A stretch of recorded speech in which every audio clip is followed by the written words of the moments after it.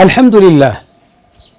نبع العدل التي قامت عليه السماوات والأرض ستقوم عليه أسرتك إن جعله الله خلقا لك.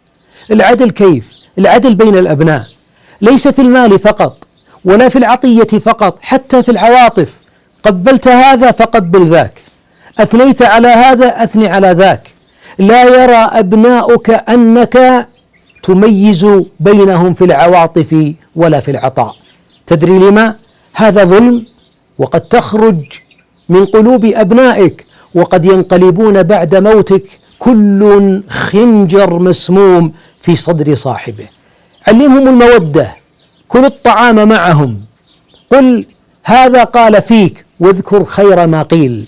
لا تحمل فلانا على فلانة، لا تسلط الكبار على الصغار، لا تسلط الذكور على الإناث. يا مؤمن، إن العدل يجعل البيت مطمئنا، والظلم ما دخل في مكان إلا جعله خرابا.